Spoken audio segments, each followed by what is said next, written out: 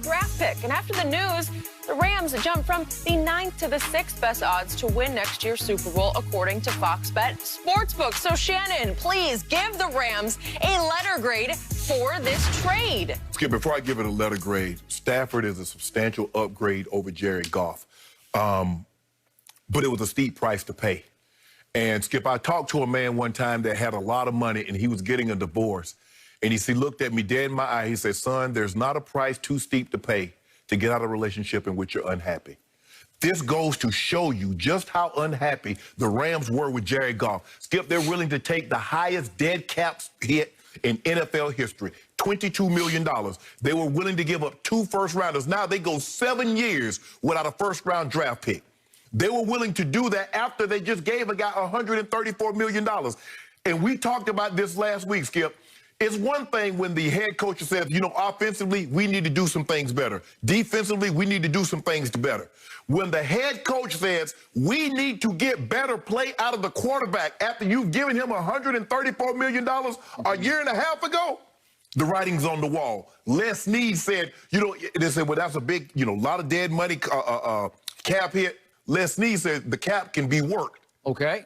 So you're giving it a letter grade of what? I'm going to give him a letter grade of a C. And let me tell you why I gave it a C, Skip.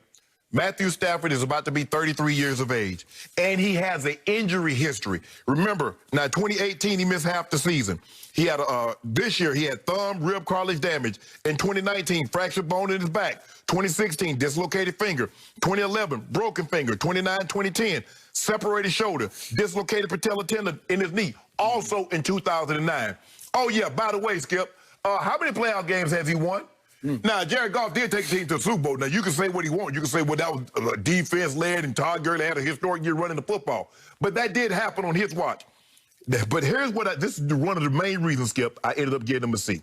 In the regular season, people, listen to this. Matthew Stafford is 10-59 in his career versus teams that have made the playoffs.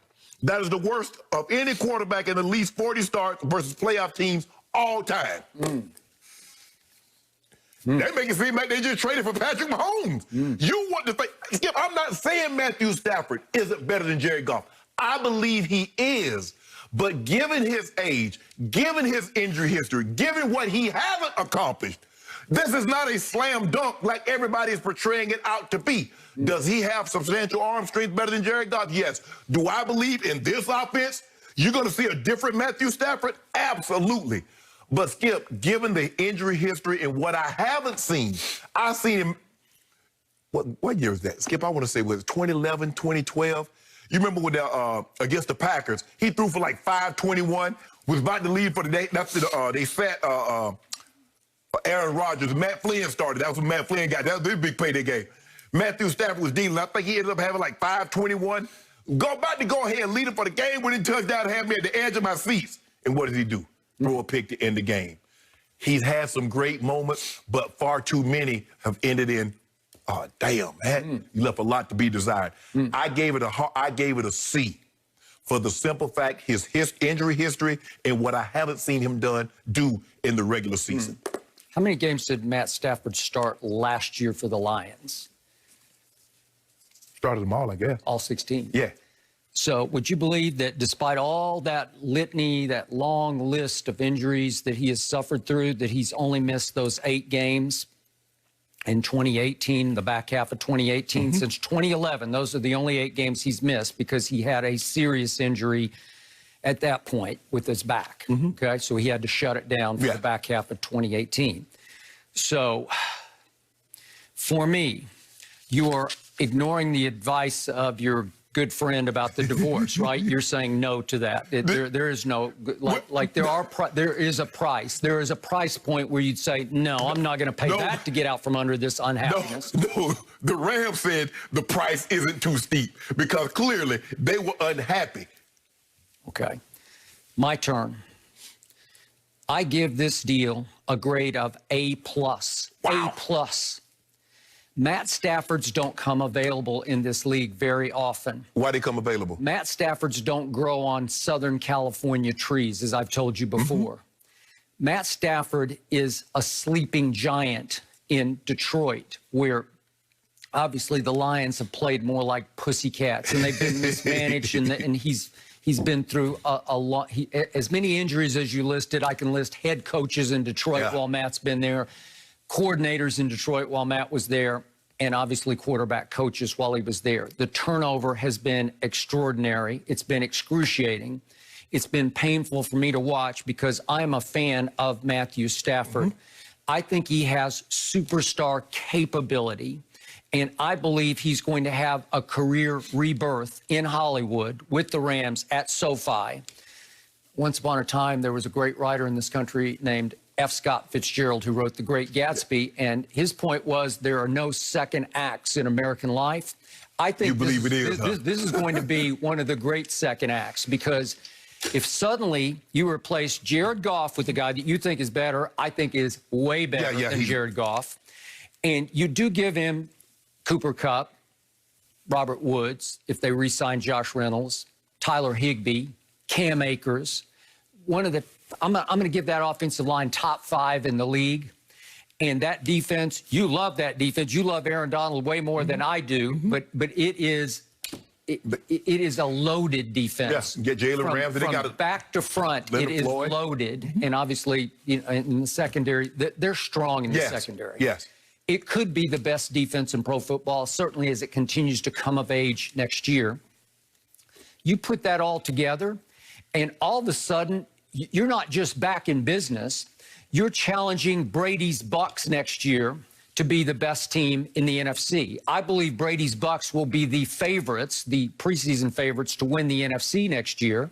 I'm sure Aaron Rodgers and the Packers, with a new defensive coordinator and a new special teams coach, will have something to say about that. But to me, all of a sudden, the Rams are right back in the thick of it, maybe as the second best team, maybe as the first best.